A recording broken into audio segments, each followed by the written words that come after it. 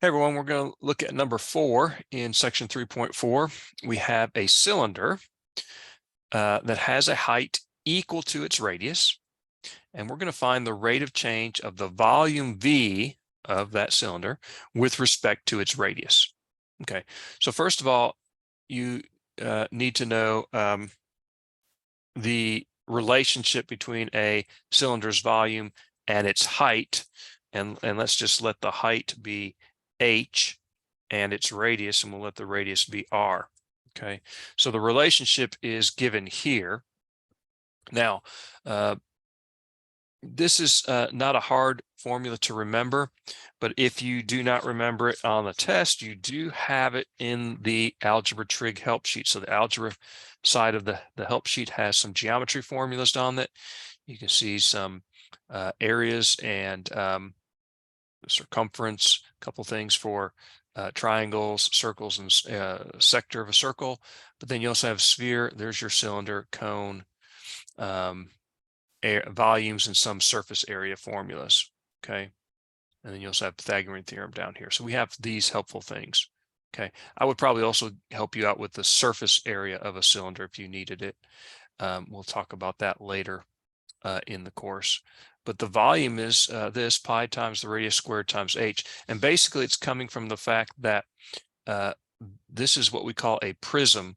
At any height, if I sort of slice into this can, cut it, right, I'll see a circle that I'll be cutting out, right? There's cross sections, if you will, are circles of radius r. And the area of this circular top or base on the cylinder is what? Pi times the radius squared. So you have it here, but I hope most of you know that already. And the volume, the capacity inside this three-dimensional solid is going to be simply the constant cross-sectional area times the height. So for any prism, we can do that. So the volume will be pi r squared, which is the area of the base, times the height h, which is just pi r squared h. So that's that. Now, in a cone, it's a little bit different because the cross sections are not constant. As we move up, they're circular, but they're getting smaller and smaller. You see that as we get to the tip.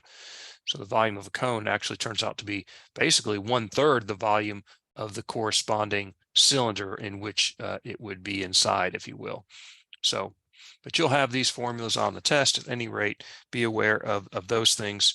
If you have questions about any geometric formulas, what you would need to know, let me know. Obviously, let me just go back to this. You should know areas of a square and a rectangle. I expect you to know how to find, those without any help, perimeter and those sort of things. And then also for the volume and surface area for a box, a rectangular solid, what we would call, you should know those things for sure.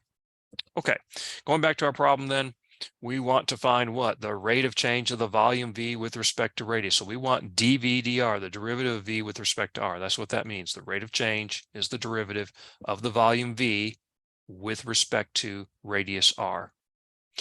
So what do we know? Well, we know that it has a height equal to the radius. Height equals radius. So I can write this formula now just in terms of V and R, which is what I would like to have, because I know in this case that H is equal to R. So I just replace H with R. I get pi R cubed. So V equals pi R cubed. Real easy to find dV dr. Remember, pi is a constant. It's a constant multiple. Pull it out. The derivative of R cubed is, bring the 3 down, R, subtract 1, 2. So 3 times pi R squared is the derivative.